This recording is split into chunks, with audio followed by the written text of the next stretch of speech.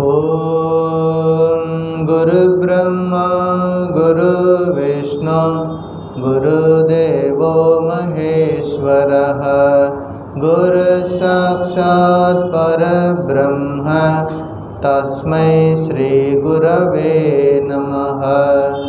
ओम स्थापकाय च धर्मस्य सर्वधर्मस्वरूपिणे अवतारवरिष्ठाय रामकृष्णाय ते नमः। जननीं शारदां देवीं रामकृष्णं जगद्गुरुं पादपद्मे तयो श्रित्वा प्रणमामि मुहुर्मुहुः। नमः श्रीयतिराजाय विवेकानन्दसूरये सच्चित्सुखस्वरूपाय स्वामिने तापहारिणे। त्वमेव माता च पिता त्वमेव बन्धुश्च सखा त्वमेव विद्या द्रविणं त्वमेव सर्वं मम देवदेव त्वमेव सर्वं मम देवदेव। ओम नमो भगवते रामकृष्णाय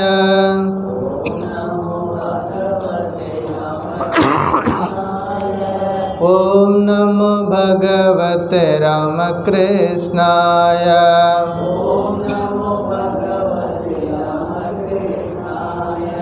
ओम नमो भगवते रामकृष्णाय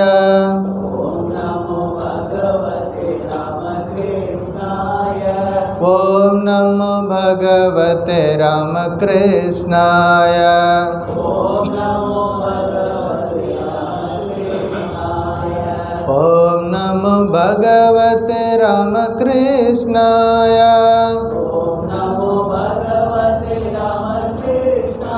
ओम नमो भगवते रामकृष्णाय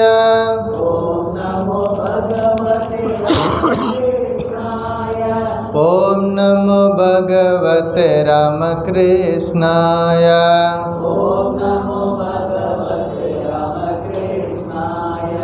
ओम नमो भगवते रामकृष्णाय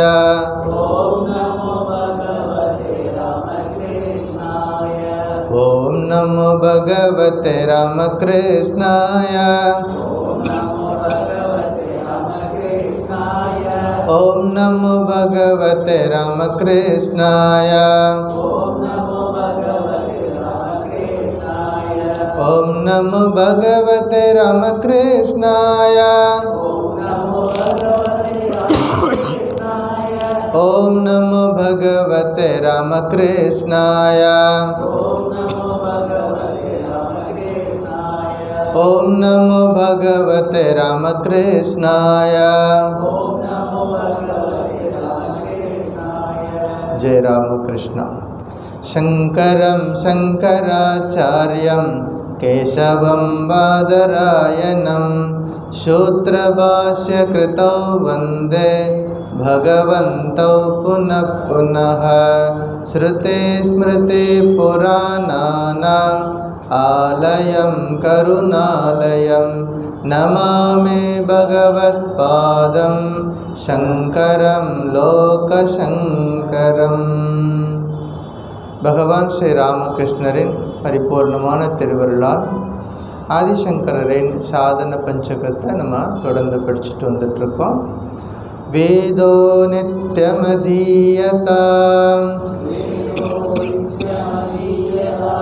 तदुदितं कर्मस्वनुष्ठीयताम्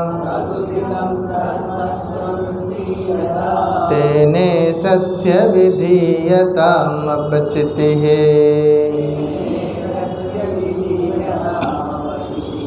काम्ये मतिस्त्यज्यताम् पापोगपरितूयताम्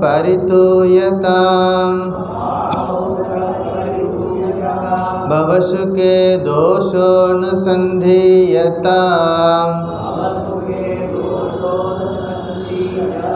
आत्मेच्छा व्यवसीयतां निजगृहात्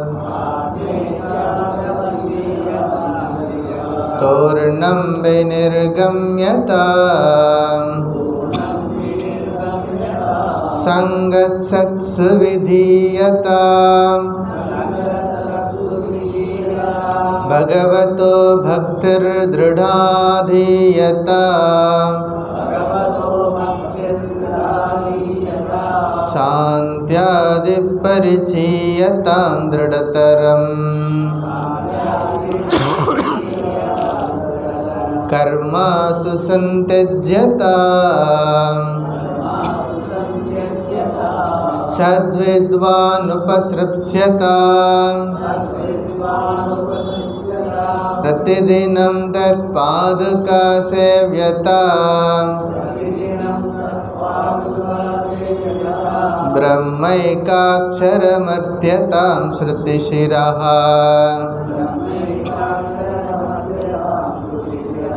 वाक्यं समाकर्ण्यताम्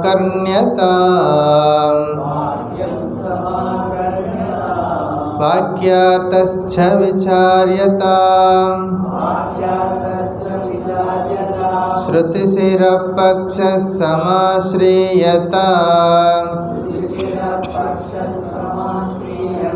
दुस्तर्गात्सु विरम्यतां श्रुतिमतः तर्कोऽनुसन्धीयताम्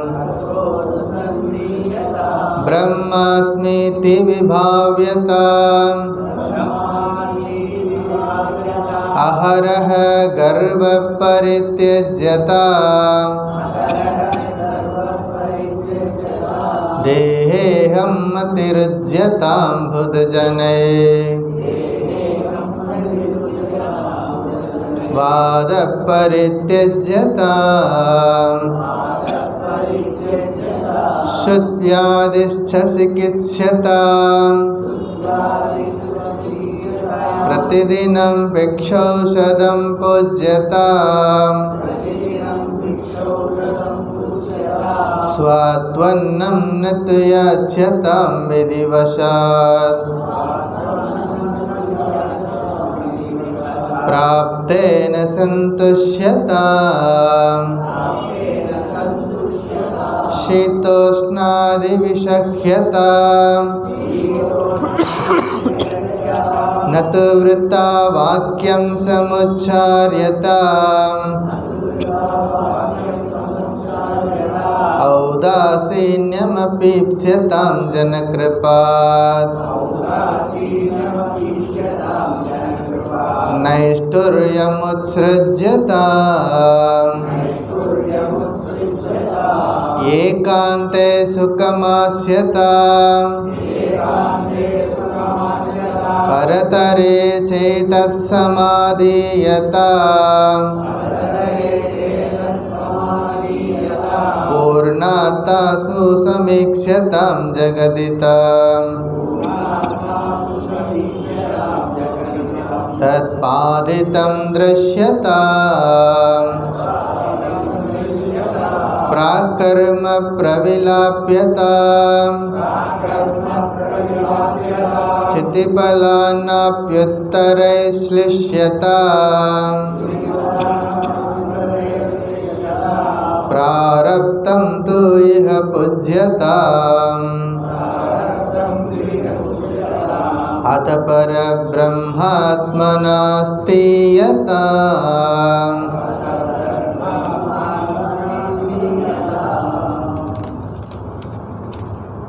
வேதங்களை நாள்தோறும் ஓத வேண்டும்.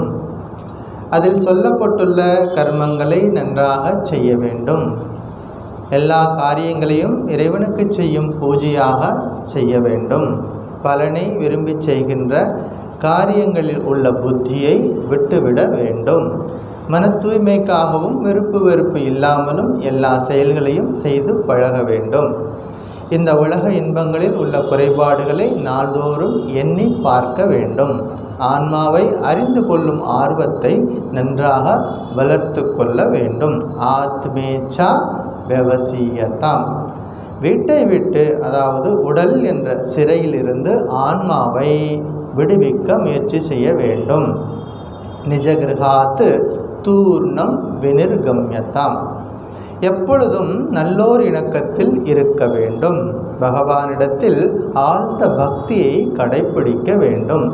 மன அடக்கம் முதலான சாதனைகளை பழக வேண்டும். உறுதியாக எல்லா கர்மங்களிலிருந்தும் விரைவில் விடுபட வேண்டும். நல்ல சிறந்த ஞானியாக உள்ள தகுந்த குருவை நாடி செல்ல வேண்டும். குருவை நோக்கி நாம் போகணும். சத்வித்வான் உபஸ்ருப்ஸ்யதாம். நாள்தோறும் அவரை வணங்க வேண்டும். அவரிடமிருந்து ஓம்கார மந்திரத்தை அல்லது பரம்பொருள் தத்துவத்தை உபதேசம் பெற வேண்டும். வேதாந்த வாக்கியங்களை அவரிடமிருந்து நன்றாக கேட்க வேண்டும். ஸ்ருதி சிரஹ வாக்கியம் சம் ஆக்கர்ணியதாம். மகா வாக்கியத்தின் பொருளை நன்றாக ஆராய்ச்சி செய்ய வேண்டும். குருவுக்கிட்ட போயிட்டு உபதேசம் வாங்குகிறோம். என்ன உபதேசம் கொடுக்குறாரு? மகா வாக்கியத்தை நமக்கு சொல்லி கொடுக்குறாரு. என்ன மகா வாக்கியம்? தத்துவமசி. அப்போ என்ன பண்ணணும்? அதனுடைய பொருளை அவர்கிட்ட நம்ம தெளிவாக கேட்டு தெரிஞ்சுக்கணும். வேதத்தின் கருத்தை நன்கு சார்ந்திருக்க வேண்டும். தேவையற்ற தர்க்கம் செய்வதிலிருந்து விலகி இருக்க வேண்டும். வேதத்துக்கு ஏற்புடைய தர்க்கத்தை பயன்படுத்தவும் வேண்டும். நான் பரம்பொருளாக இருக்கிறேன் என்று ஒவ்வொரு நாளும் தியானம் செய்ய வேண்டும். ஒவ்வொரு நாளும் கர்வத்தை நன்றாக விட்டுவிட வேண்டும். உடலில் நான் என்கின்ற எண்ணத்தை நன்றாக ஒதுக்கி தள்ள வேண்டும். அறிஞர்களிடம் பெரியவர்களிடம் வாதம் செய்வதை அறவே விட்டுவிட வேண்டும். 4வது பேரா, பசியாகிய நோயை போக்கிக் கொள்ள வேண்டும். நாள்தோறும் உணவாகிய மருந்தை உட்கொள்ள வேண்டும். மேலும் விருப்பமான உணவை நாடி செல்லக்கூடாது. வினை பயனால் கிடைத்ததை கொண்டு மகிழ்ச்சி கொள்ள வேண்டும். குளிர், வெப்பம் முதலிய இரட்டைகளை நன்கு பொறுத்து கொள்ள வேண்டும். தேவையற்ற பேச்சுக்களை பேசாமல் இருக்க வேண்டும். ஓரம் சாராமல் நடுநிலையுடன் எப்பொழுதும் இருக்க வேண்டும். மக்களிடத்தில் பற்றையும் வெறுப்பையும் நன்கு விட்டுவிட வேண்டும். 5வது ஸ்லோகம். தனிமையில் சுகமாக அமர்ந்திருக்க வேண்டும். மனதை பரம்பொருள் தத்துவத்தில் நிலைநிறுத்த வேண்டும். ஏகாந்தே சுகம் ஆஸ்யதாம் பரத்தரே சேத்த சமாதீயதாம். நிறைவே வடிவாக தன்னை உணர வேண்டும். பூர்ணாத்மா சுசமீக்ஷதாம் அப்படின்னு கடந்த வகுப்பில் பார்த்தோம். இன்னைக்கு அதுக்கடுத்த உபதேசம். ஜகத் இதம் தத் பாதித்தம் திருஷ்யதாம். ஜெகதிதம் தத் பாதித்தம் திருஷ்யதாம். அதாவது இந்த உலகம் அனைத்தும் அந்த பரம்பொருளால் நிறைக்கப்பட்டு இருக்க வேண்டும். அதோடைய போன வாரம் நம்ம என்ன பார்த்தோமோ அதோட கண்டினியூவேஷன் தான். பூர்ணாத்மா சுசமீக்ஷதாம் அப்படின்னா ஒன்று நீ நிறைவாக பாருன்னு சொன்னார். இப்போ அடுத்த லெவல் கொண்டு போகிறாரு. உலகம் முழுவதையும் அந்த பகவானை பாரு அப்படின்னு சொல்லி கொடுக்குறாரு. ரொம்ப ரொம்ப நேர்த்தியாக இது எப்படித்தான் இந்த ஸ்லோகங்கள் அமைச்சிருக்கு அப்படிங்கிறது ஒவ்வொரு நாளும் படிக்கும் பொழுது பிரமிப்பாக இருக்குது, வியப்பாக இருக்குது. மகான்களுடைய அந்த கருணையில் ஒவ்வொரு நம்மளை சின்ன வேதம் படிக்க ஆரம்பித்து நமக்கு சொல்லி கொடுத்துட்டு நூல்களை படிங்கன்னு சொல்லி கொடுத்துட்டு நமக்கு கொண்டு வந்துட்டு இறை தரிசனத்தையே கொண்டு வந்து நிறுத்துகிறாங்க. அப்படின்னா அந்த மகான்களுடைய கருணையை எண்ணி பார்க்கணும். நம்ம மேலே அந்த உயிர்கள் மேலே வச்சுருக்கக்கூடிய கருணையால் இவ்வளோ விஷயங்களை கொண்டு வந்து சேர்த்துருக்குறாங்க. இன்று வரைக்கும் நமக்கு வந்து சேர்ந்துருச்சு அந்த விஷயங்கள். என்ன பண்ணணும்? அடுத்த தலைமுறைக்கு அந்த விஷயங்களை கொண்டு போய் சேர்க்கணும். இது எல்லாருக்கும் இந்த பொறுப்பு உண்டு. அனைவருக்கும், பூமியில் மனுஷனாக பிறந்த எல்லாருக்கும் இந்த பொறுப்பு உண்டு. நாமளும் கற்றுக்கணும், நம்ம கற்றுக்கிட்ட விஷயங்களை மற்றவங்களுக்கும் சொல்லி கொடுக்கணும். அப்படிங்கிறது ரொம்ப ரொம்ப முக்கியமான விஷயங்கள். உலகம் முழுவதையும் பகவானை பாருன்னு சொன்னால் அது எப்படி பார்க்குறது?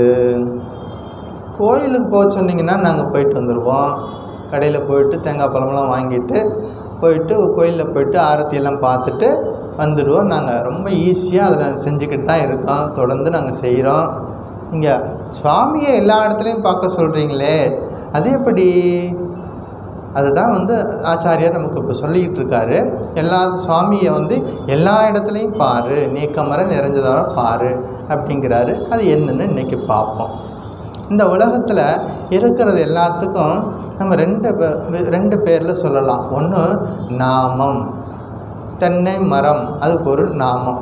புளிய மரம் நாமம் இருக்குது, பேர் சொல்லிடுவோம். அல்லது நாமம் வைக்க தெரியாது, சிலருக்கு பேரே இல்லை, ஒரு ரூபம் இருக்கிறது. கட்டடம், ஏதாவது ஒன்று. இந்த உலகத்தில் இருக்கிற எல்லா பொருட்களும் இந்த ரெண்டுக்குள்ளே அடங்கிடும். ஒன்று எய்தர் நாமம் அல்லது ரூபம். இந்த ரெண்டு விஷயத்துக்குள்ளே வருது.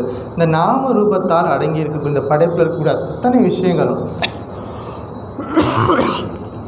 அனைத்தும் பரம்பொருளால் வியாபிக்கப்பட்டதாக காண வேண்டும். அத்தனையிலையும் ஒரு எறும்புல கூட பகவான் இருக்கார் அப்படிங்கிறத பார்க்கணும்.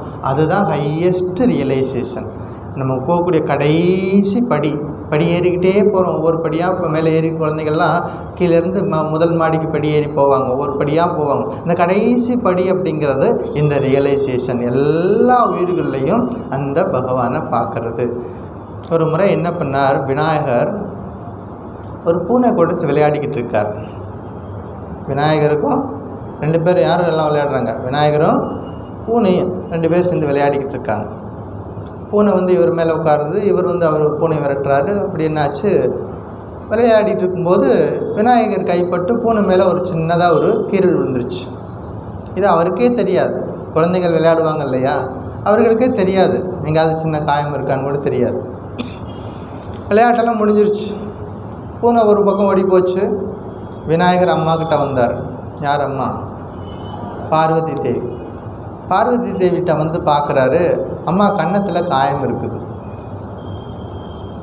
பார்வதி தேவி கன்னத்தில் காயம். என்னம்மா என்னாச்சு, உங்கள் கன்னத்தில் இவ்வளோ காயம் இருக்கு? விநாயகா உனக்கு தெரியாதா? தெரியாது, என்ன காலையில் பார்த்துன்னு நல்லா தானே இருந்தீங்க, யார் எங்கே போய் கீழே விழுந்தீங்க அப்படிலாம் கேட்குறாரு. இதே வேறு யாரும் செய்யலை விநாயகா, நீ தான் பண்ண. நான் இன்னொரு வரைக்கும் விளையாடிட்டு இப்போ தானே வர்றேன், வீட்டுக்குள்ளே வர்றேன், எங்கே உங்களை எங்கே எப்போ உங்களை கீறல் பண்ணேன்? நல்லா யோசிச்சுப்பார். இல்லையே, நான் உங்கள்கிட்ட வரவே இல்லையே, உங்களை தொந்தரவு பண்ணவே இல்லையே. நல்லா யோசிச்சுப்பார். என்ன பண்ணிகிட்டு இருந்தாங்க? நான் விளையாடிக்கிட்டு இருந்தோம், நானும் பூனையும் விளையாடிட்டு இருந்தோம். அப்போ பார்வதி தேவி சொல்கிறாங்க, அந்த பூனையில் இருக்கிறதும் நான் தான். அங்கே பூனைக்கு விழுந்த காயம் யார்கிட்ட இருக்குது? என் மேலே இருக்குது. அப்போ எல்லா உயிர்கள்லையும் அந்த பார்வதி தேவி இருக்கிறாங்க. நீங்கள் சிவபக்தராக இருந்தால் பார்வதின்னு வச்சுக்கோங்க, விஷ்ணு பக்தராக இருந்தால் மகாலட்சுமி இருக்கிறாங்கன்னு வச்சுக்கோங்க. நமக்கு எப்படி பிடிக்குமோ நமக்கு அந்த ஒரு ஃப்ரீடம் இருக்குது. நம்முடைய இந்த சனாதன தர்மத்தில் எவ்வளவு நமக்கு பிடிச்ச மாதிரி நம்முடைய கடவுளுக்கு உருவம் வச்சுக்கலாம். இன்னும் ஆயிரக்கணக்கான உருவங்கள் வேணால் வச்சுக்கலான்னு சொல்லி விவேகானந்தர் ஃப்ரீடமும் கொடுக்குறாரு. இதுவரைக்கும் தோன்றதும் பத்தாது, இன்னும் தேவைப்பட்டால் ஒருத்தர் முக்தி அடையணும்னு விருப்பம் இருந்தால் வேணும்னா வச்சுக்கோங்கன்னு சொல்கிறாரு. அப்படிப்பட்ட ஒரு பெரிய சனாதன தர்மத்தில் நம்ம இருக்கிறோம். அதனால் நமக்கு பிடிச்ச மாதிரி இந்த கடவுளுக்கு பேர் வச்சுக்கலாம். ஆனால் அந்த கடவுள், அந்த சக்தி, அந்த எனர்ஜி எல்லா இடத்துலையும் நிறைஞ்சிருக்கிறது. இந்த தத்துவத்தை புரிஞ்சுக்கணும். ஒரு முறை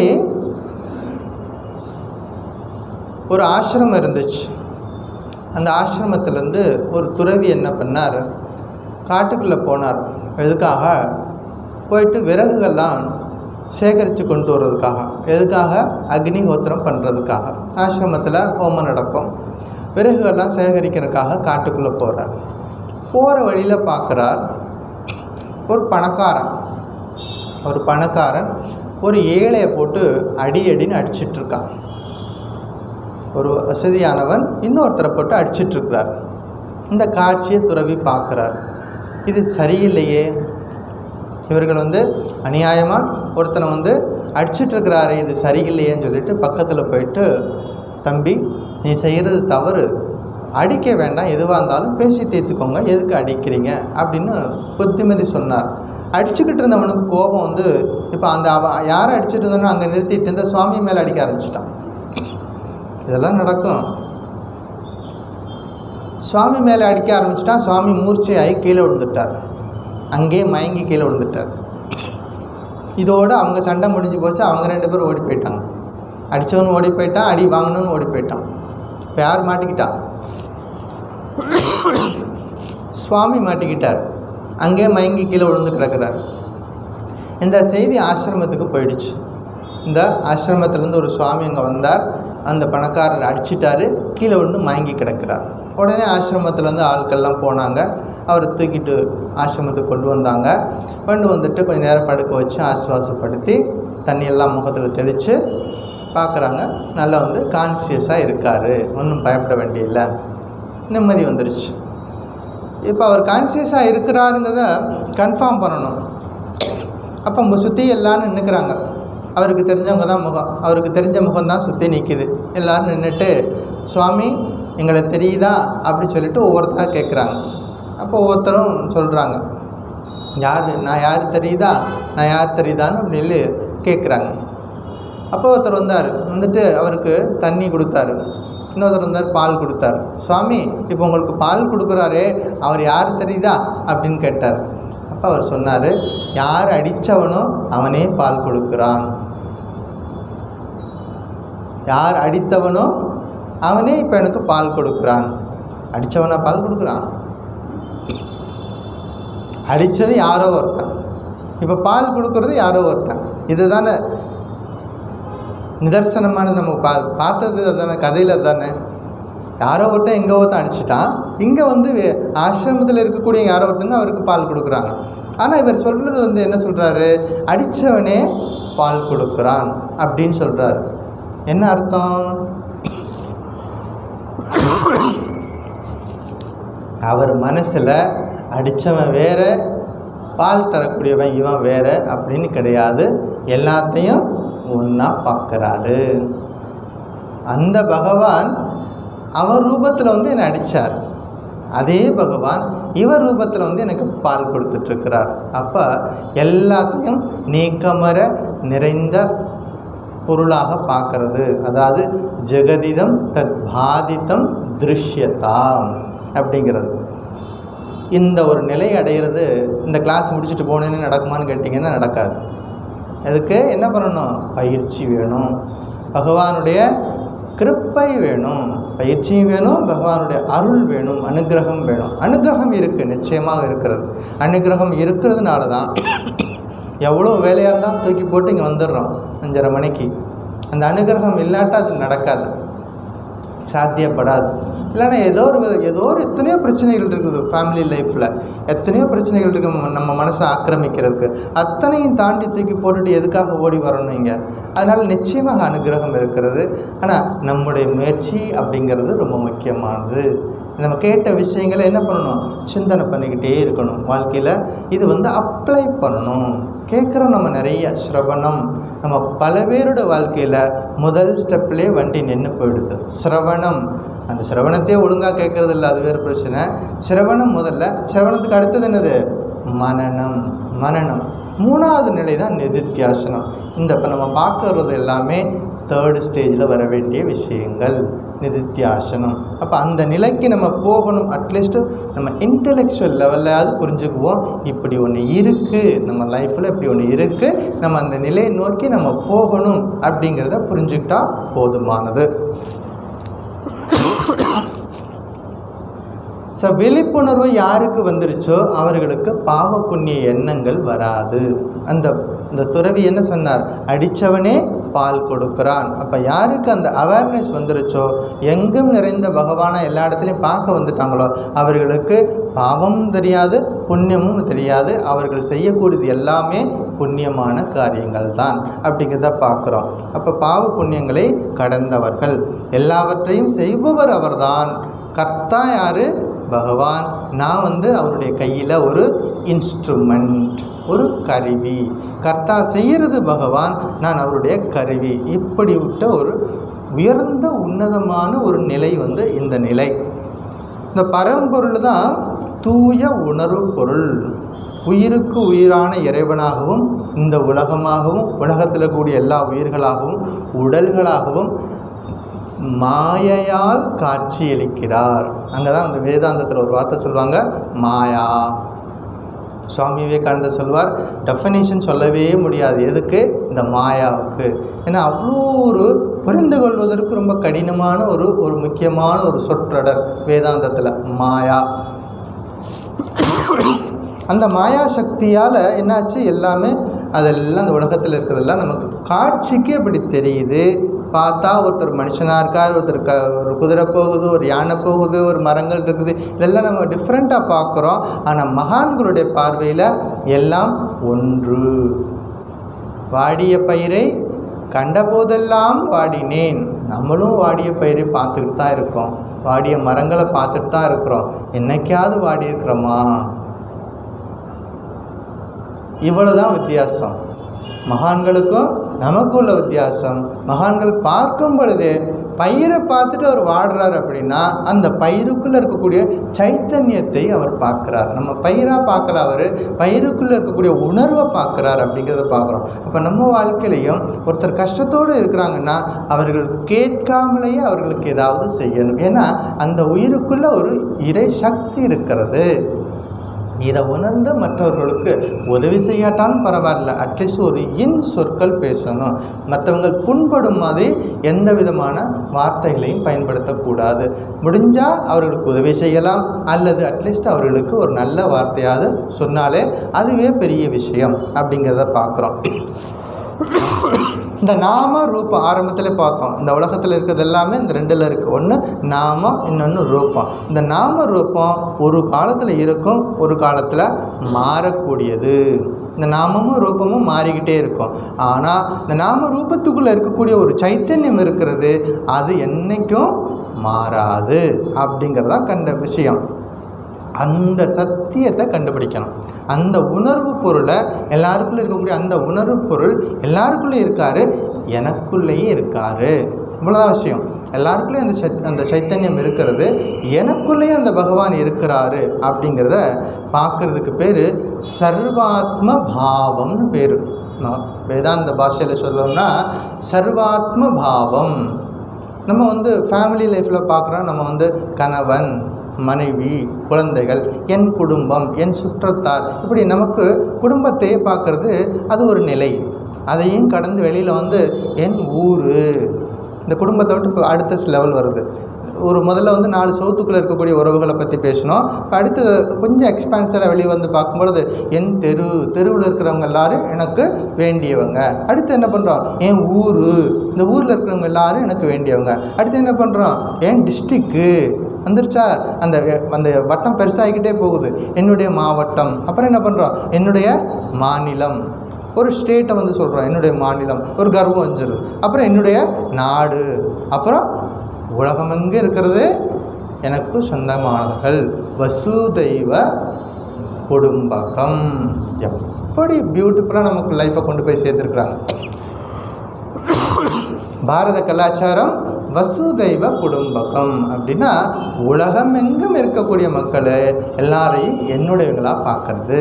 கோவிட் காலத்தில் பார்த்தீங்களா, பெரிய பெரிய வல்லரசு நாடுகள்லாம் அந்த வேக்சினை கண்டுபிடிச்சி வச்சுட்டு அதில் எப்படியாவது பணம் சம்பாதிக்கலான்னு பார்த்தாங்க. ஆனால் அந்த பாரத நாடு என்ன பண்ணுச்சு, நம்ம தயார் பண்ணி எத்தனையோ ஏழை நாடுகளுக்கு, எத்தனையோ ரீச் அவுட் ஆகாத எத்தனையோ இடங்களுக்கு இலவசமாக அனுப்புனாங்க. அதுதான் ஏன்னா நம்ம எல்லாருடைய ரத்தத்துலேயும் அது கலந்து இருக்கிறது. ஏன்னா வசுதைவ குடும்பக்கம், அந்த உணர்வு நமக்குள்ளே இருக்கிறது. எல்லாரும் பாதிக்காமல் இருக்கணும், முடிஞ்சதை செய்கிறோம் அப்படிங்கிறது. இது காலங்காலமாக இருந்தது, இருக்கிறது, இனியும் இருக்கும். ஏன்னா எல்லார்ட்டையும் நம்மக்கிட்ட இருக்கக்கூடியது அந்த வேதாந்த தத்துவம், அந்த வேதாந்த எனர்ஜி தான் நம்மள்கிட்ட இருக்குது. என்ன எப்படி பார்க்குறோம், ஜெகதிதம் தத் பாதித்தம் திருஷ்யதாம் அப்படிங்கிறது. ஒரு தவளை இருந்துச்சு. அந்த தவளை என்ன பண்ணுச்சு, வலைக்குள்ளே போய் உட்காந்துருந்துச்சு. தவளை என்ன பண்ணும், ஒரு சின்னதாக சந்துக்குள்ளே போய் இந்த பொந்துக்குள்ளே போய் உட்காந்துக்கும். உள்ளே போய் உட்காந்துருச்சு. அதுக்கு அடியில் வந்து ஒரு சின்னதாக ₹1 நாணயம் இருந்துச்சு. அதுக்கு மேலே உட்காந்துருந்துச்சு. கொஞ்ச நேரம் கழித்து பார்த்தா அந்த வலைக்கு மேலே ஒரு பெரிய யானை நடந்து போச்சு. அந்த தவளை வெளியில் வந்துச்சு. வந்துட்டு ஆறாதே அப்படின்னு கேட்குறது யார்? தவளை. வெளியே நடந்து போகிறது யார்? யானை. ஆறாது என் வீட்டை வந்து என் வீட்டு மேலே ஏறா நடந்து போகிறது அப்படி நான் நினச்சேன்னா அவனை இப்போவே உதச்சிருவேன்னு சொல்லிட்டு ஒத்த காலத்துக்கு நின்றுச்சான். யார்? தவளை. கொஞ்சம் யோசிச்சு பாருங்கள். அந்த யானை லேசாக அந்த காலை வந்து லேசாக வச்சுட்டுனா தவளை என்ன ஆகிடும்? சட்னி ஆகிடும். ஆனால் தவளை என்ன பேசுது? என் வீட்டு மேலேயா நீ நடந்து போகிற அப்படின்னு சொல்லிட்டு யானையை பார்த்து காலத்துக்கு பேசிச்சான். ஏன் பேசிச்சு அப்படின்னா, அது உட்காந்ததுக்கு அடியில் என்ன இருந்துச்சான்? ₹1 நாணயம் இருந்துச்சான். புரிஞ்சு போச்சா? எங்கேருந்து வந்துச்சு இந்த தவளைக்கு அவ்வளோ பெரிய ஆணவம்? கையில் பின்னாடி இருக்கக்கூடிய அந்த சொத்து, அதோட சொத்து. ஸ்ரீராமகிருஷ்ணன் சொல்கிறார், இது எல்லாம் இருக்குது, அமுதமொழிகளில் இருக்குது. இந்த தவளைக்கு ஆணவம் வந்துச்சு. ஆணவம் இல்லாமல் இருந்தால் தான் இறை காட்சி கிடைக்கும். இந்த ஜெகதிதம் தத் பாதித்தம் திருஷ்யதம் அப்படிங்கிறது திடீர்னு ஒரு நாளில் திடீர் சமையல் கிடையாது. அப்போ என்ன பண்ணணும்? ஆணவம் இல்லாமல் எல்லாத்தையும் பார்க்க தெரிஞ்சுக்கணும். ஒரு நாள் என்னாச்சு, இந்த தீப்பெட்டியும் தீக்குச்சியும் பேசிக்கிச்சு. தீப்பெட்டிக்குள்ளே என்ன இருக்கும்? தீக்குச்சி. இந்த 2 பேசிக்கிச்சு. நம்ம 2 பேரும் தானே உரசிக்கிறோம். யார் 2 பேர்? தீப்பெட்டி மேலே நம்ம தீக்குச்சியை உரசுகிறோம். நம்ம 2 பேரும் உரசிக்கிறோம். நீ மட்டும் அப்படியே இருக்கிற, நான் மட்டும் எரிஞ்சு போகிறேன்னே, இது ஏன்? 2 பேரும் உரசிக்கிறோம், நான் எரிஞ்சு போகிறேன், நீ அப்படியே இருக்கிறியே ஏன் அப்படின்னு கேட்டுச்சான். யார் கேட்டது? தீக்குச்சி. யார்கிட்ட கேட்டுச்சு? தீப்பெட்டி சொல்லுச்சு, நீ தான் உன் தலை நிறைய தலக்கணம் வச்சிருக்கிறியே, அதனால தான் நீ மட்டும் எரிஞ்சு போகிற, என்கிட்ட தலை மேலே ஒன்றுமே கிடையாது. ஈகோ, அகங்காரம் இருக்கிற வரைக்கும் இறை காட்சி ரொம்ப தூரத்தில் இருக்குது அப்படின்னு புரிஞ்சுக்கணும். அகங்காரம் இருக்கிற வரைக்கும் இது போன்ற விஷயங்கள்லாம் ரொம்ப தூரத்தில் இருக்கக்கூடிய விஷயங்கள். இப்போ என்ன பண்ணணும்? அகங்காரத்தை முதல்ல விடணும். விட்டுட்டேன் சுவாமி அப்படின்னா நாளைக்கு திரும்ப வந்து நிற்கும். இன்றைக்கி விட்டுட்டோம், இந்த கிளாஸுக்கு வந்துட்டோம், சுவாமி சொல்லிட்டாரு விட்டுடலாம் சுவாமி, இன்னிலேருந்து அகங்காரத்தை விட்டுடலாம்னு சொல்லிட்டு போனோம்னா நாளைக்கு என்ன பண்ணும்? புதுசாக வந்து உட்காந்துருக்கோம். கான்சியஸாக பார்க்கணும். ஒவ்வொரு நாளும் கான்சியஸாக பார்க்கணும். நம்மளுடைய ஒவ்வொரு ஆக்டிவிட்டிலையும் எது வந்து முன்னாடி நிற்குது? நான் அப்படிங்கிற வந்து நிற்குதா அல்லது நாம் வந்து நிற்குதா? நான் இருக்கா அல்லது நாம் இருக்கா? நான் எனது, இது அகங்காரம். இறைவா நீ உனது, இதுதான் வந்து பக்தனை பகவானிடத்தில் சேர்க்கும். அப்போ இந்த விஷயங்கள் நம்ம புரிஞ்சுக்கிட்டால் போதுமானது. ஸோ மனிதனுடைய அகங்காரம்தான் மாயை. இந்த அகங்காரத்துக்கு பேர் தான், இன்னொரு பேர் என்னது? மாயை. இந்த மாயை அப்படிங்கிற நான், அதுதான் மேகம். இந்த மேகம் இருக்கிறதுனால ஞான சூரியனாகி இருக்கக்கூடிய இந்த நமக்குள்ள இருக்கக்கூடிய ஆத்மனை பார்க்க முடியலை. எது மறைக்குது? மேகம் மறைக்குது, சூரியன் தெரியலை. மேகம் என்னது? இந்த நான் என்ற அகங்காரம். நான் என்ற அகங்காரத்தை எடுத்தாச்சுன்னா ஞான சூரியன் நமக்கு தெரியும் அப்படின்னு சொல்லி கொடுக்குறாங்க. மனிதன் சச்சித் வடிவானவன், சச்சித் ஆனந்த வடிவானவன். சத்து, சித்து, ஆனந்தம், எல்லா நேரத்திலும் எல்லா காலத்திலும் இறை சுரூபம் ஆனவன் அப்படின்னு வேதம் சொல்லுது. நம்ம எல்லோரும் வி ஆர் டிவைன், திரும்ப திரும்ப அதை நான் சொல்லியிருக்கிறேன். We are divine, we are divine. நம்ம வந்து தெய்வீகமானவர்கள் அப்படின்னு நம்ம பார்த்துருக்குறோம். ஆனால் அகங்காரத்தினால தான் நமக்கு நாமளே ஒரு சின்ன சின்ன வட்டங்களை போட்டுக்கிட்டு வட்டத்திலேருந்து வெளியே வர முடியாமல் இருக்கிறோம். ஸ்ரீராமகிருஷ்ணர் சொல்வார், இப்போ வந்து நான் உட்காந்துருக்கேன், எனக்கு முன்னாடி ஒரு ஸ்க்ரீனை போடு, எனக்கு முன்னாடி கொஞ்சம் பேர் உட்காந்துருக்குறாங்க, இப்போ நீங்கள் உட்காந்துருக்கீங்க, இடையில ஒரு ஸ்க்ரீன் இருக்குது. ஸ்க்ரீன் இருந்ததுன்னா அங்கேருந்து என்ன பார்க்க முடியுமா? பார்க்க முடியாது. இங்கேருந்து உங்களை பார்க்க முடியுமா? முடியாது. இப்போ என்ன செய்யணும்? ஸ்க்ரீனை எடுக்கணும். ஸ்க்ரீன் எடுத்தாச்சுன்னா அந்த இடைவெளி இல்லாமல் போயிடும். அப்போ எது ஸ்க்ரீனு? நம்ம இடையில ஸ்க்ரீனாக இருக்கிறது என்னது? ஈகோ. இந்த மாதிரி அதுக்கு என்னென்னவோ பேர் வச்சுக்கலாம், மாயான்னு வச்சுக்கலாம், ஈகோன்னு வச்சுக்கலாம் இருக்குது. இது என்னென்னு கண்டுபிடிச்சி அவரவர்கள் தான் சரி பண்ணணும். யாராருக்கு என்ன விதமான ஸ்க்ரீன் விழுந்திருக்கு அப்படின்னு பார்த்து அந்த ஸ்க்ரீனை நாம் அப்புறப்படுத்தணும் அப்படிங்கிறது. ஸோ எல்லாத்துக்கும் மேலே இந்த சச்சிதானந்தத்தை மறைக்கிறது எதுன்னு கண்டுபிடிச்சி நம்ம போகணும். அதுக்கு குருவோட அனுகிரகம் வேணும். சாஸ்திரம் சொல்லுது, குரு இல்லாமல் எந்த வித்தையும் சித்தியாகாது. நம்ம என்ன பண்ணணும்? தகுந்த குருவை நாடி செல்ல வேண்டும். சத்வித்வான் உபசிருப்சியதாம் தத் பாதுகா சேவியத்தான்னு படிச்சிருக்கோம். அப்போ குருநாதரை தேடி செல்லணும். அப்போ குருநாதருடைய அருளால் இறை அனுபூதி அப்படிங்கிறது அவங்க என்ன பண்ணி கொடுக்குறாங்க? நமக்கு சரியான பாத்துவேயை சொல்லி கொடுத்துட்றாங்க. இப்போ ஒன்றும் தெரியாமல் இருக்கிறவருக்கு அட்லீஸ்ட் நமக்கு வந்து ஒரு வழியை சொல்லி கொடுத்தாச்சுன்னா வழி மூலமாக நம்ம போக முடியும் அப்படிங்கிறது. ஞானம் ஒருத்தருக்கு கிடைச்சிருக்கு அப்படிங்கிறத எப்படி புரிஞ்சுக்கிறது அப்படின்னா 2 விஷயமாக பார்க்கலாம். அவருக்கு திடமான புத்தி இருக்கும். ஞானத்துக்கு என்ன அடையாளம்? திட புத்தி. எவ்வளவு கஷ்டம் வந்தாலும், எவ்வளவு துயரங்கள் வந்தாலும், எவ்வளவு துன்பங்கள் வந்தாலும் அசையாமல் இருப்பாங்க. அதுதான் ஞானத்துக்கு அடையாளம். இந்த கொல்லனுடைய பட்டறையில் இருக்கும். கொல்லனுடைய பட்டறையில் இரும்பை காய்ச்சி அது மேலே வச்சு கீழே வந்து ஒரு ஸ்ட்ராங்கான ஒரு பெரிய ஒரு கடினமான ஒரு இரும்பு இருக்கும். அது மேலே எதை அடிக்கணுமோ அந்த பொருளை வச்சு அடின்னு அடிச்சிட்ருப்பாங்க. நாள் முழுவதும் அடிச்சிட்ருப்பாங்க. மேலே இருக்கக்கூடிய பொருள் வேறு வேறு ஷேப்புக்கு வருமே தவிர கீழே எது பேஸாக இருக்கோ அது ஒரு மாற்றமும் அடையாது. அத்தனை அடிகளையும் தாங்கிக்கிட்டு அமைதியாக இருக்கும். அந்த கொல்லன் பட்டறையில் இருக்கக்கூடிய அந்த ஒரு பொருள் மாதிரி நம்ம மனசு எல்லாத்துக்கும் தயாராக இருக்கணும்.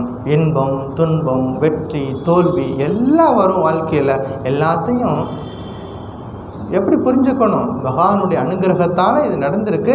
எங்கிட்ட குறைகள் இருக்கா? குறைகளை சரி பண்ணிட்டு போகணும்.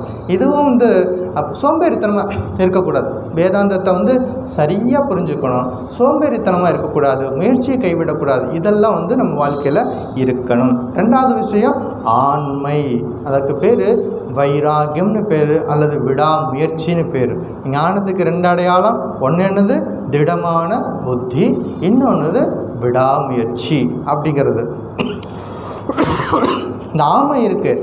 ஆமை என்ன பண்ணும்? ஏதாவது தன்னை சுற்றி ஏதாவது ஒரு அதை வந்து இப்போ யாரோ பிடிக்க வர்றாங்க, அதுக்கு ஏதாவது தொந்தரவு வருது அப்படின்னா அந்த காலெல்லாம் உள்ளே இழுத்துக்கும். உள்ளே இழுத்துக்குச்சுன்னா அதுக்கப்புறமா நீங்கள் வந்து கல்லை தூக்கி போட்டாலும் கூட அது வெளியே வரவே வராது. அவ்வளோ ஸ்ட்ராங்காக உள்ளே எடுத்துக்கும். அது மாதிரி என்ன பண்ணணும்? நம்முடைய புலன்கள்லாம் கட்டுப்பாட்டில் வைக்கணும். நம்முடைய மனசு இருக்குது, புத்தி இருக்குது, இதெல்லாம் நம்ம வந்து கண்ட்ரோல் அப்படிங்கிறதுல வச்சுக்கணும் அப்படிங்கிறத பார்க்குறோம். ஸோ நம்ம டாபிக் வந்து ஜெகதிதம் தத் பாதிதம் திருஷ்யதம். ஒரு சமயம் ஸ்ரீராமகிருஷ்ணர் ஒரு நாடகம் பார்க்க போனார். நாடகத்துக்கு யார் கூப்பிட்டு போனார்? கிரீஷ் சந்திர கோஷ். கிரீஷ் சந்திர கோஷ் அப்படிங்கிறது ராமகிருஷ்ணனுடைய பரம பக்தர். அவர் நாடக கம்பெனியை வச்சுருக்கார். இன்றைக்கும் வங்காளத்தில் எந்த நாடகம் நடந்தாலும் கிரீஷ் சந்திர கோஷோட படம் அங்கே இருக்கும். அவருக்கு புஷ்பாஞ்சலி பண்ணிட்டு தான் நாடகமே ஆரம்பிக்கும். இப்போ வந்து நம்ம தமிழ்நாட்டில் நாடகத்துக்கு ஒரு யார் சங்கரதாஸ் சுவாமிகளை சொல்லுவாங்க நாடகத்துக்கு. அந்த மாதிரி அங்கே வங்காளத்தில் நாடகத்தின் தந்தை வந்து கிரீஷ் சந்திர கோஷ் அப்படின்னு. அந்த கிரீஷ் சந்திர கோஷ் ஒரு நாள் ஸ்ரீராமகிருஷ்ணரை ஒரு நாடகம் பார்க்குறதுக்கு கூட்டிகிட்டு போனார். நாடகம் பார்க்குறதுக்கு உட்கார வச்சாங்க. நாடகம் நடந்துச்சு. நாடகம் முடிஞ்சவுடனே போயிட்டு கேட்டார், நாடகம் பார்த்தீங்களே எப்படி இருந்துச்சு? கேட்போமா இல்லை ஒப்பீனியன் கேட்போம். சாம்பார் வச்சோம்னா சர்வ் பண்ணிவிட்டு எப்படி இருந்துச்சு? வீட்டில் ஏதாவது சமைச்சிட்டோம்னா யாருக்காவது சர்வ் பண்ணோம்னா எப்படி இருந்துச்சு கேட்போம். நம்ம ஒப்பீனியன் கேட்போம். நல்லா இருந்துச்சா? இன்னும் சரி பண்ணிக்கணுமா? ஏதாவது குறை இருக்கா? அதுக்காக கேட்குறோம். அப்போ அவர் கேட்குறாரு, இந்த நாடகம்லாம் பார்த்தீங்களே எப்படி இருந்துச்சு? அவர் சொன்னார், நான் எல்லாவற்றையும் தேவியாக பார்த்தேன். சொன்னது யார்? ஸ்ரீராமகிருஷ்ணர். அங்கே தேவியார்னா அங்கே நாடகத்தில் வந்து ஹீரோ இருப்பார், ஹீரோயின் இருப்பார், யாரோ வேறு வேறு கதாபாத்திரங்கள்லாம் இருந்திருப்பாங்க இல்லையா? ஆனால் அதை பற்றியெல்லாம் சொல்லாமல் அவர் சரி, அவர் இப்படி நடிச்சிருந்தார், இப்படி நடிச்சிருந்தார் ஏதாவது கமெண்ட் கொடுக்காம ஸ்ரீராமகிருஷ்ணன் என்ன சொல்கிறாரு? எல்லாவற்றையும் நான் தேவியாக பார்த்தேன். ஏன்னா அவருக்குள்ள தேவியை தவிர வேறு யாரும் கிடையாது. எல்லா நேரமும் சதா சர்வ காலமும் அவர் அன்னை காளியே வந்து நினச்சிட்ருக்கவர். நினச்சிக்கிட்டே இருக்கிறனால அவர் கண்ணு முன்னாடி வர்றது எல்லாமே அந்த பகவதியாக தான் பார்க்குறாரு. இதுக்கு பேர் தான் ஜெகதித்தம் தத் பாதித்தம் திருஷ்யத்தாம். அந்த இறையை காட்சி பெற்றான். இந்த ஜெகதித்தம் தத் பாதித்தம் திருஷ்யத்தாம் அப்படின்னா எல்லாத்துலேயும் பகவானை பார்க்குறது. அப்படி ஒருத்தர் பார்க்குறாருன்னா அவருக்கு என்னென்ன அடையாளங்கள் இருக்கும் அப்படின்னா, அவர்கள் கடல் மாதிரி. கடலில் மேற்பரப்பில் பார்த்தோம்னா ராட்சதமான அலைகள் வந்து மோதும், வந்து போய்கிட்டே இருக்கும். பெரிய பெரிய அலைகள்லாம் வந்து போயிட்டுருக்கும். இதெல்லாம் கடலில் அன்றாடம் பார்க்க வேண்டியது. மெரினாவுக்கு போனீங்கன்னா போய் பார்க்கலாம். நீங்கள் கடலில் அன்றாடம் நடக்கிறது. பிரபஞ்சம் தோன்றிய காலத்துலேருந்து நடந்துக்கிட்டு இருக்குது, இனிமேலும் நடக்கும். இது மேற்பரப்பில் பார்க்கும்பொழுது அவ்வளோ பெரிய ஆர்ப்பரிக்கக்கூடிய அலைகளோடு இருக்கக்கூடிய கடல் உள்ள அடியில் பார்த்திங்கன்னா காமாக இருக்கும், நிசப்தமாக இருக்கும், அவ்வளோ அமைதியாக இருக்கும் அந்த அடியில் இருக்கக்கூடிய தண்ணி. அப்போ அது மாதிரி இந்த இறை காட்சி பெற்றவர்கள் ஆர்ப்பரிக்கக்கூடிய அலைகள் மாதிரி இல்லாமல் அடியில் இருக்கக்கூடிய நிசப்தமாக இருக்கக்கூடிய அந்த தண்ணி மாதிரி இருப்பாங்க அப்படின்னு பெரியவங்க சொல்கிறாங்க. அப்புறம் இந்த ஆனந்தம் பெற்றவர்கள் எப்படி இருப்பாங்க? சில சமயம் குழந்தையை போல் இருப்பாங்க. குழந்தைகள் என்ன பண்ணும்? ஒரு சின்னதாக ஒரு இதாக விளையாட்டு பொருள் வாங்கி கொடுத்துருப்பாங்க.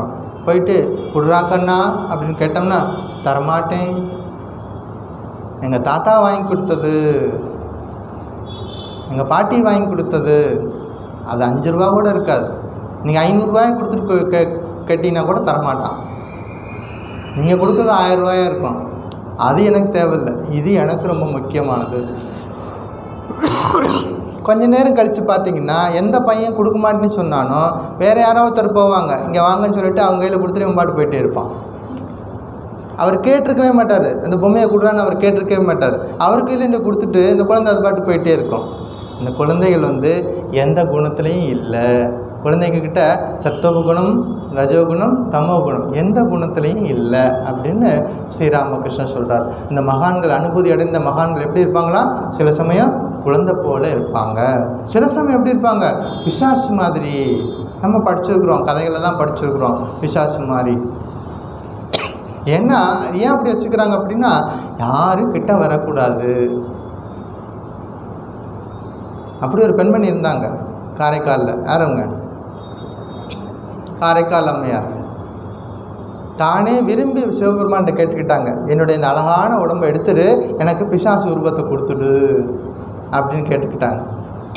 ஸ்ரீராமகிருஷ்ணனுடைய சீடர்களில் ஒருத்தர், அவர் பேர் ஸ்ரீமத் சுவாமி விஜயானானந்தர்னு பேர். விஜயானானந்தர். அவர் பிரயாக்ராஜ் அந்த ஆசிரமத்துக்கு தலைவராக இருந்தார்.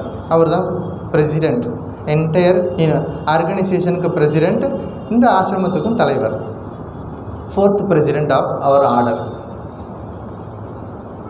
அவர் எப்படி இருப்பார் அப்படின்னா, பிரயாக்ராஜில் ஒரு 5-6 சட்டை போட்டுக்குவார். நம்மளாம் ஒரு ஷர்ட்டு தான் போட்டுக்குவோம். பேண்ட்டு மேலே பேண்ட்டாக போட்டுக்குவார், ஷர்ட்டு மேலே ஷர்ட்டாக போட்டுக்குவார். அந்த ஷர்ட்டில் பார்த்தீங்கன்னா முன்னாடி பின்னாடி எல்லாம் ஒரு 25-30 பாக்கெட் இருக்கும். அந்த பாக்கெட்டில் எல்லாத்துலேயும் ஒன்றும் ஒரு விஷயம் வச்சுருப்பார். ஒன்றில் ஒரு புக்கு வச்சுருப்பார், ஒன்றில் வந்துட்டு ஒரு கத்தி வச்சுருப்பார், ஒன்று பேனா வச்சுருப்பார், ஒன்றில் வந்து ஒரு ஸ்க்ரூ ட்ரைவர் வச்சுருப்பார், இன்னொரு ஏதாவது நட்டு வச்சுருப்பார். இப்படி எல்லாமே வச்சுருப்பார். தலையில் ஒரு தொப்பியை போட்டுக்குவார், மங்கி தொப்பி. அப்படியே வீதியில் நடந்து போவார். பார்க்குறவங்க அப்படியே பார்ப்பாங்க, வித்தியாசமாக இருக்கிறாரு அப்படின்னு. என்னை பார்த்தா மங்கியாட்டம் தெரியுதா அப்படின்னு கேட்பார். ஆமாம், நான் வானரன், அந்த ஸ்ரீராமகிருஷ்ணரின் வானரன், நான் ஸ்ரீராமகிருஷ்ணரின் வானரன். அவர்கள் தங்களை மறைச்சிக்குவாங்க, ஞானின்னு தங்களை காட்டிக்க மாட்டாங்க. இப்படி வச்சுக்கிட்டா அட்லீஸ்ட்டு உலகியல் ஆசை இருப்பவர்கள், உலகியல் பற்று இருப்பவர்கள் இவங்க பக்கத்திலேயே வரமாட்டாங்க. அவன் போராண்டா விட்டுற, அவனே பைத்தியமாக இருக்கிறான், அவன்ட்டு போய் என்னத்துற அப்படின்னு என்ன பண்ணுவாங்க, உலகிலேருந்து பிரிஞ்சு இருக்கிறதுக்காக, உலகியல் மக்கள்லேருந்து நம்ம பிரிஞ்சு அந்த ஆத்மத்தை அந்த நிலையிலேயே உன்னத நிலையிலே லயமாகி இருக்கிறதுக்காக இவர்கள் என்ன பண்ணுவாங்க, இவர்களாகவே என்ன பண்ணுவாங்க, ஒரு நாடகத்தை போட்டுக்குவாங்க. அப்போ இறை காட்சி பெற்றவர்கள் சில சமயம் குழந்தை போலவும், சில சமயம் மகான்களை போலவும், சில சமயம் இது போன்ற பிசாசு போல, ஜடத்தை போல, பித்தனை போல படிச்சிருக்கோம். சிவபெருமான் பித்தா பிரசூடி, அப்போ பித்தனை போல கூட இருப்பாங்க அப்படி சொல்லிட்டு இப்படியெல்லாம் அவங்க இருப்பாங்க. சரி, இறை காட்சி பெற்றவர்கள் இப்படி இருப்பாங்க. இறை காட்சின்னு அப்படி இருக்கும் சொன்னா, சுவாமி இதெல்லாம் ரொம்ப முக்கியமான விஷயமாச்சே, இறை காட்சின்னா எப்படி இருக்கும்? இதுவரைக்கும் யாரும் இறை காட்சி எப்படி இருக்குன்னு சொன்னது இல்லை. ஸ்ரீராமகிருஷ்ணன் சொல்லியிருக்காரு, அது ஒன்று மட்டும்தான் எச்சில் படாதது, இது எல்லாமே எச்சில் ஆயிடுச்சு.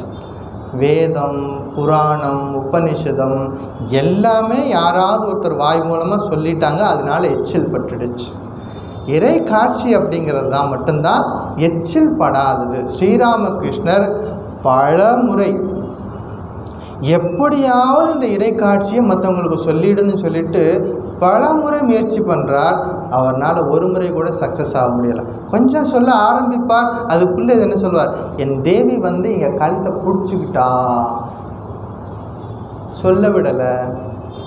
இதுவரைக்கும் எந்த ஒரு மகான்களும் இதுதான் இப்படித்தான் தரிசனம் இருக்குங்கிறத இதுவரைக்கும் சொல்லலை. யார் கண்டவர் வெண்டிலர், வெண்டவர் கண்டிலன்னு சொல்லுவாங்க. அப்போ இதுதான் இறை காட்சிங்க. ஆனால் ஒரு விதமாக ஸ்ரீராமகிருஷ்ணர் நமக்கு புரிய வைக்கிறதுக்கு ஒரு ஸ்டோரி மாதிரி சொல்லியிருக்கார்.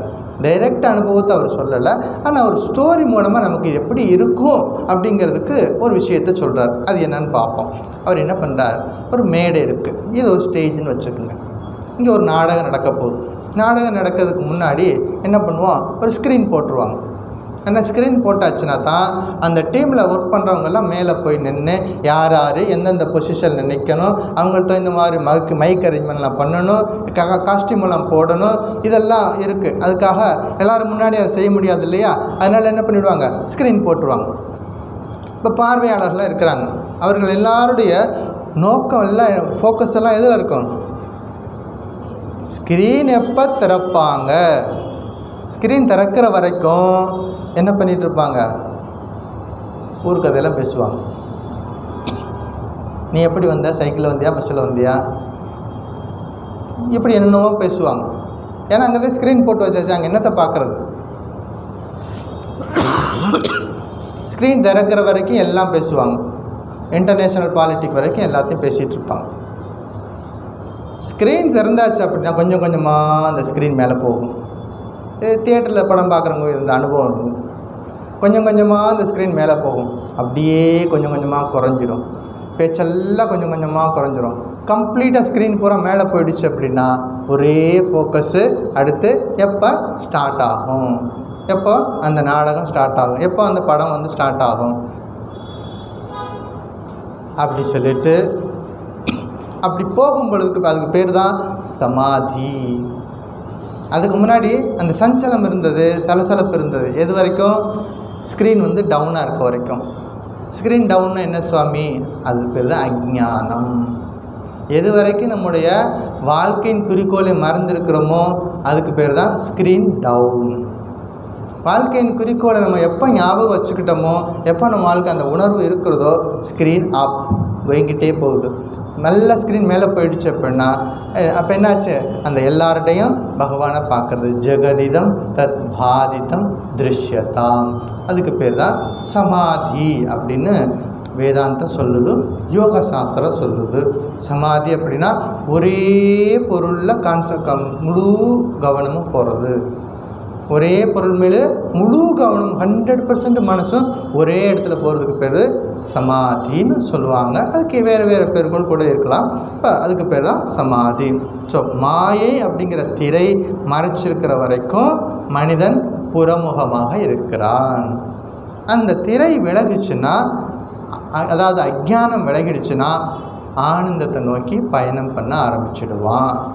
இவ்வளோ விஷயங்கள் இருக்கிறது வேதாந்தத்தில். அறியாமை இருக்கும் வரை இறை காட்சி அப்படிங்கிறது மீண்டும் மீண்டும் பிறக்கணும். அறியாமை இருந்துச்சுன்னா மீண்டும் மீண்டும் பிறக்கணும். புனரப்பி ஜனனம் புனரப்பி மரணம் படிச்சிருக்கோமா இல்லையா? பஜகோவிந்தில் படிச்சிருக்கோம். திரும்ப திரும்ப பிறந்து பிறந்து இறக்கிறது, பிறந்து பிறந்து இளைத்தேன் அப்படின்னு சொல்கிறார் மாணிக்கவாசர். அவர் கொஞ்சம் கிடையாதான், இழைச்சிட்டு இதுக்கு மேலே என்னால் முடியாத சுவாமி அப்படிங்கிறார் மாணிக்கவாசர். பிறந்து பிறந்து இழைத்தேன். எத்தனை பிறவின்னு எனக்கே தெரியல.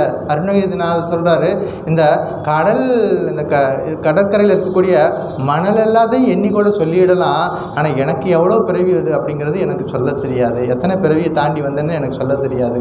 கடற்கரை மணலை யாராவது எண்ணிட முடியுமா? முடியாது. அதை கூட செஞ்சிடலாம், ஆனால் நான் எத்தனை பிறவி கடந்து வந்தேன்னு எனக்கு தெரியாது அப்படின்னு அருணகிரிநாதர் சொல்கிறார். அப்போ புரிஞ்சுக்கணும் எவ்வளோ பெரிய ப்ரீசியஸ் இந்த மனுஷ ஜென்மம், இந்த மனித வாழ்க்கை நமக்கு கிடைச்சிருக்கு அப்படிங்கிறது கிடைத்திருக்கு அரியது. அப்படி கிடைச்ச ஒரு பொருளை நந்தவனத்தில் ஆண்டி எல்லாருக்கும் தெரியும் அந்த பாட்டு, சித்தர் பாடல், கூத்தாடி கூத்தாடி போட்டு உடை தாண்டின்னு போய் நம்ம வாழ்க்கையில் என்ன பண்ணிடக்கூடாது, உடைச்சிடக்கூடாது. ரொம்ப வெகு ஜாக்கிரதையாக இந்த மனுஷ ஜென்மத்தை சரியாக பயன்படுத்தணும் அப்படிங்கிறது. திரும்ப திரும்ப பிறக்கணும். அதாவது ஸ்ரீராமகிருஷ்ணனுடைய லாங்குவேஜில் சொல்லணும்னா குயவன் என்ன செய்வான், பானை செஞ்சு வைப்பான். பானையெல்லாம் செஞ்சு அந்த ஒரு மிஷின் வச்சுருப்பான், அதில் போட்டு களிமண்ணை போட்டு உருட்டி விட்டு அதுக்கு வேண்டிய வடிவம் கொடுத்தாச்சுன்னா பானை ஆகிடும். பானை ஆகும். அப்புறம் சாப்பிட்ற டீ கப்பு செய்யலாம், என்ன வேணால் செய்யலாம். இப்போல்லாம் விநாயகர் சதுர்த்தி வரப்போகுது இல்லையா? எல்லா இடத்துலையும் என்ன செஞ்சிட்ருப்பாங்க, விநாயகர் பிள்ளையார் உருவமெல்லாம் செஞ்சிட்ருப்பாங்க. அப்போ அதெல்லாம் செஞ்சுட்டு என்ன பண்ணி வைப்பாங்க, வெயிலில் காய வைப்பாங்க. அவங்க வெளியில் புதுசாக செஞ்சு வச்ச பானை இருக்கும், ஏற்கனவே காஞ்சிருந்த பானை இருக்கும், எல்லாமே அல்லது ஏற்கனவே சுட்டு வச்சுருந்த பானையும் அங்கே தான் வச்சுருப்பாங்க. இப்போ சில சமயம் அந்த ஆடு மாடுகள்லாம் அப்படி புல் மேயறதுக்கு போயிட்டு சில சமயம் அதை தட்டி விட்டு பானையெல்லாம் உடஞ்சி போயிடும். அப்போ நல்லா காய வச்ச பானை ஆல்ரெடி இந்த சுட்ட பானை உடஞ்சி போச்சு அப்படின்னா அந்த குயவன் என்ன பண்ணுவான், இந்த ஆடுகள் நமக்கு நஷ்டம் வச்சிருச்சு அப்படின்னு 2 திட்டிட்டு அதை தூக்கி போட்டுருவான். அன்னைக்கு காலையில் செஞ்சு வச்ச பானையில் இந்த ஆடு மாடு ஏதாவது மிதிச்சிருச்சுடா அப்படின்னா அது தூக்கி போடுவானா? தூக்கி போட மாட்டான். என்ன பண்ணுவான், பத்திரமா எடுத்துகிட்டு திரும்பவும் பிசைஞ்சு மறுபடியும் உருவம் கொடுப்பான். அந்த குயவன் கையில் மாட்டிக்கிச்சு எது, அந்த அன்று செஞ்ச பானை. எது மாட்டலை, சுட்ட பானை ரிலீஃப் ஆகிடுச்சு. எது சுடலையோ அந்த பானை திரும்ப திரும்ப அந்த சக்கரத்துக்குள்ளே போகுது, திரும்ப திரும்ப வேறொரு ஃபார்ம் உருவம் எடுக்கிறது. அதனால் ஞானத்தீயால் வெந்து போகணும். ஞானத்தீயால் வெந்து போகாத வரைக்கும் என்ன பண்ணணும், திரும்ப திரும்ப குயவன் கையில் மாட்டிக்கணும். குயவன் யார்? சுவாமி எந்த குயவன் எங்கே இருக்கிறான்? பகவான் தான் அந்த குயவன். நம்மளை எல்லாத்தையும் ஆட்டி வைக்கிறவர். இந்த பொம்மை ஷோவெல்லாம் இருக்கும், குழந்தைங்கள்லாம் ரொம்ப பிரியமாக பார்ப்பாங்க. அங்கே பார் யானை குதிக்குது, குதிரை ஓடுது அப்படின்னு பார்த்தா தெரியும். ஆனால் பின்னாடி ஒருத்தர் என்ன பண்ணுவார், எழுந்துக்கிட்டு கயிறு கட்டி அப்படி இழுத்துட்டு இருப்பார். குதிக்கிற மாதிரி இழுப்பார், ஆடுற மாதிரி இழுப்பார். அதுக்கு தகுந்த மாதிரி அந்த பொம்மை ஆடிட்டுருக்கோம். ஆனால் அதெல்லாம் ஸ்க்ரீனுக்கு பின்னாடி நடக்கிறது. அந்த ஸ்க்ரீனில் பார்க்குறவங்க என்ன நினைப்பாங்க, குதிரை தான் ஓடுது, இவர் தான் சிரிக்கிறார் அப்படின்னு நினைப்பாங்க. ஆனால் பின்னாடி இருந்து இயக்கிறது எது, அந்த யாரோ ஒருத்தர். அது மாதிரி இந்த உலகை இயக்கிறது அந்த பரம்பொருள் தான் அந்த உலகத்தை இயக்குது. ஆனால் மனித வாழ்க்கை நோக்கத்தை மறந்துட்டோம் அப்படின்னா திரும்ப திரும்ப குயவன் கையில் மாட்டிக்கணும். குயவன்னா என்ன, திரும்ப திரும்ப புனரப்பி ஜனனம், அந்த எக்ஸசைஸு கண்டினியூ ஆகிக்கிட்டே இருக்கும் அப்படிங்கிறது முக்கியமான விஷயம். எப்படியாவது ஞானத்தீயில் வெந்து முக்தன் ஆகிவிடு. யார் சொல்லியிருக்காரு? ஸ்ரீகிருஷ்ணர் சொல்லியிருக்காரு. யாருக்கு சொன்னார்? அர்ஜுனனுக்கு சொன்னார். எங்கே சொன்னார்? 4th சாப்டர் 4வது சாப்டரில் 24வது சாப்டர் 37வது ஸ்லோகம். யதைதாம்சி சமித்தோக்னிகி பஸ்மசாத் குருதேர்ஜுன ஞானாக்னி சர்வகர்மாணி பஸ்மசாத் குருதே ததா. அப்படின்னா எப்படி ஒரு சின்ன நெருப்பு விறகு கட்டை எல்லாத்தையும் எரிச்சிடுதோ, யதைதாம்சி சமித்தோக்னிகி பஸ்மசாத் பஸ்மமாக ஆக்கிடுதோ, ஞானாக்னி சர்வ கர்மாணி பஸ்மசாத்து. இந்த ஞானத்தினால் என்னாச்சு, நம்முடைய எல்லா கர்மமும் பஸ்மமாக ஆகிடுது அப்படிங்கிறத யாருக்கு சொல்லியிருக்காரு? அர்ஜுனனுக்கு சொல்லியிருக்கார். அர்ஜுனனுக்கு தானே சுவாமி சொன்னார், எங்களுக்கு சொல்லலையே. நமக்கு தான் சொல்லியிருக்கார். அர்ஜுனன் மூலமாக நமக்கு தான் சொல்லியிருக்கார்.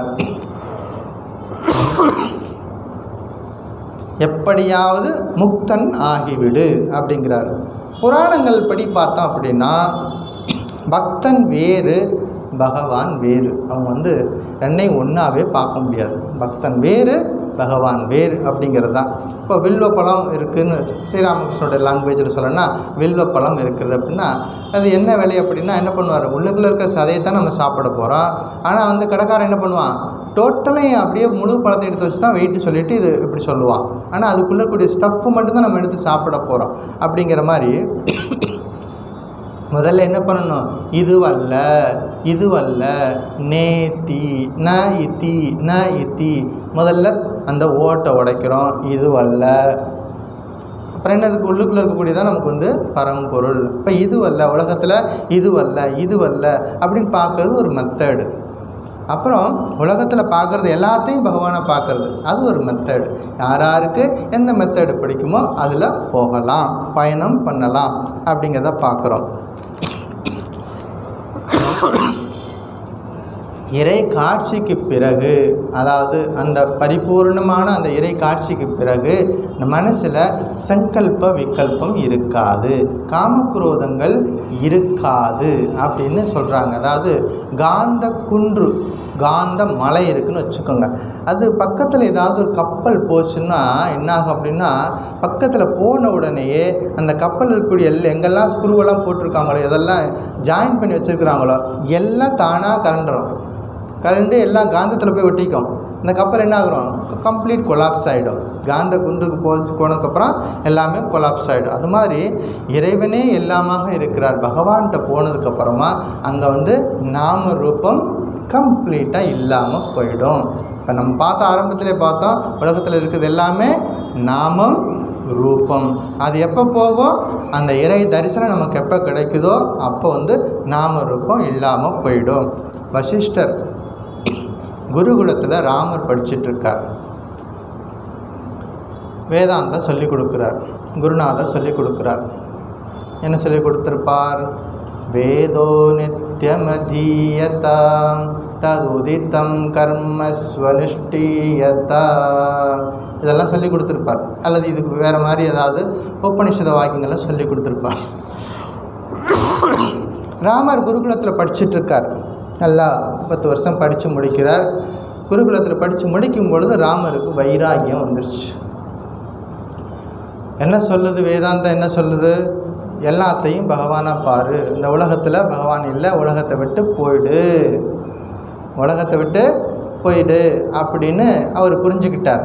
உடனே என்ன பண்ணுறார், நான் என்னவாக போகிறேன், துறவியாக போக போகிறேன் அப்படின்னு யார்கிட்ட சொன்னார், தசரதர்கிட்ட சொன்னார்.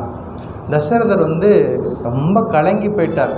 இதுக்காகவாடா உன்னை குருகுலத்துக்கு அனுப்பி படிக்க வச்சேன், நீ எப்போ சீக்கிரமாக வருவ, கம்ப்ளீட்டாக பொறுப்பெல்லாம் கொடுத்துட்டு நான் வண்டியை கட்டிட்டு போகலான்னு பார்த்தா நீ இப்படி தலையில் குண்டத்துக்கு போடுறியே அப்படி சொல்லிட்டு தசரதர் என்ன பண்ணார், உடனே கதி கலங்கி போய் குருநாதருக்கு செய்தி அனுப்பினார். யாரை கூப்பிட்டு வர்றதுக்கு, வசிஷ்டர் வந்தார்.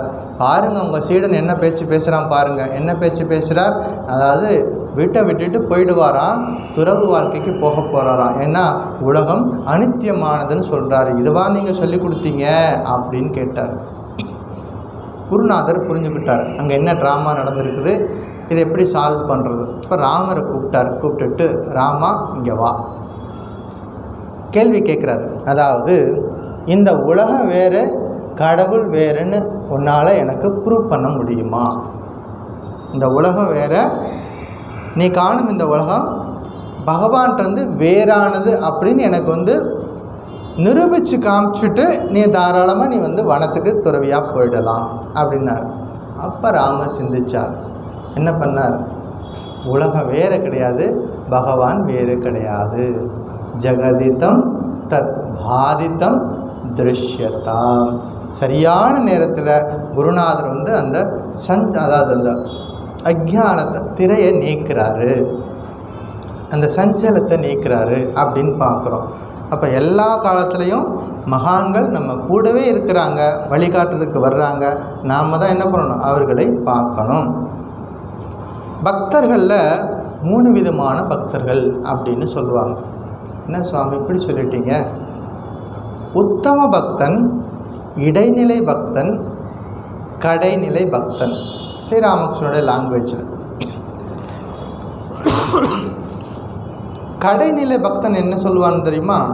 கடவுள் அதோ அங்கே இருக்கிறார், கடவுள் அங்கே இருக்கார், அந்த பத்ரிகாசிரமத்தில் இருக்கார், அந்த கைலாயத்தில் இருக்கார், அந்த ஸ்ரீரங்கத்தில் இருக்கார், அந்த திருப்பதியில் இருக்கார், இப்படி ஏதாவது ஒன்று சொல்லுவார்.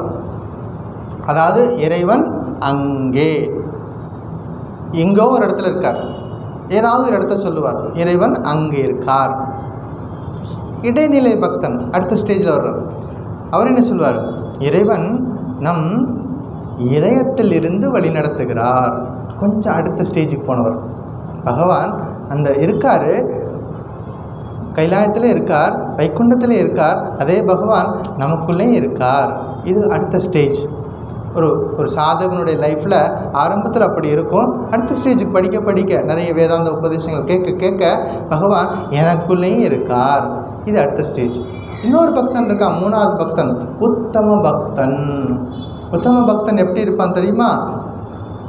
கடவுளே எல்லாமாக ஆகியிருக்கிறார். கடவுளே நான் பார்க்கக்கூடிய இந்த உலகம் முழுவதும் அவர் தான் இருக்கார், அவரை தவிர வேறு எதுவும் கிடையாது. இது உத்தம பக்தன், ஹையஸ்ட் ஸ்டேஜ். யூனிவர்சிட்டி முதல்ல பார்த்தது பிரைமரி, பிரைமரியிலேருந்து middle school, high school, higher secondary, college, கிடைச்சது யூனிவர்சிட்டி, பிஹெச்டி. அப்படி ஒரு ஹையஸ்ட் ஸ்டேஜ் என்னது? எல்லாத்தையும் பகவானாக பார்க்கறது அப்படிங்கிறது. அதாவது எப்போ அந்த பகவான் தரிசனம் நமக்கு வருதோ அப்போ தான் எல்லா சந்தேகமும் தீரும் அப்படின்னு உபனிஷதம் சொல்லுது. என்ன சொல்லுது? பித்யதே ஹிருதய கிரந்திஹி சித்யந்தே சர்வ சம்சயாக சீயந்தே அஸ்ய கர்மாணி தஸ்மின் திருஷ்டே. அண்டர்லைன் பண்ணிக்கணும். தஸ்மின் திருஷ்டே பராவரே அப்படின்னு முண்டக்க உபனிஷத்தில் இருக்கக்கூடிய ஒரு உபனிஷத வாக்கியம். நல்லா கவனமாக கேட்கணும் இந்த உபனிஷத வாக்கியங்கள்லாம். பித்யதே ஹிருதய கிரந்திஹி, முடிச்சிருக்கான். எங்கே முடிச்சிருக்குது? துணியில முடிச்சிருக்கு, ஹிருதயத்தில் போய் ஒரு முடிச்சிருக்குதான். அஜ்ஞானம் அப்படிங்கிற ஒரு முடிச்சிருக்கிறான். பித்யதே ஹிருதய கிரந்தி, அந்த முடிச்சு அவிழ்கிறது. சித்தியந்தே சர்வ சம்சயாக, 1-2 சம்சயாக கிடையாது. சம்சயானா சஞ்சலம், மன சஞ்சலங்கள் 1-2 கிடையாது. சர்வனா எல்லா சந்தேகங்களும் நீங்குகிறது. இதயத்தில் இருக்கக்கூடிய முடிச்சுகள் அவிழ்கிறது, எல்லா சந்தேகமும் நீங்குகிறது. எப்போ? சீயந்தே அஸ்ய கர்மாணி, அவனுடைய எல்லா வினைகளும் தீர்ந்து போகுது. வினை இருந்துச்சுன்னா நம்ம மறுபடியும் பிறக்கிறதுக்கு எல்லா வினைகளும் தீர்ந்து போகுது. இந்த 3 எப்போ நடக்கணும்? தஸ்மின் திருஷ்டே. கஸ்மின்னு கேள்வி கேட்கணும். தஸ்மின்னா அந்த பரம்பொருளை பார்க்கும் பொழுது இதெல்லாம் தீர்ந்து போகுது. தஸ்மின் திருஷ்டேன்னா பார்க்கறது, seeing God in everywhere, seeing God in every one.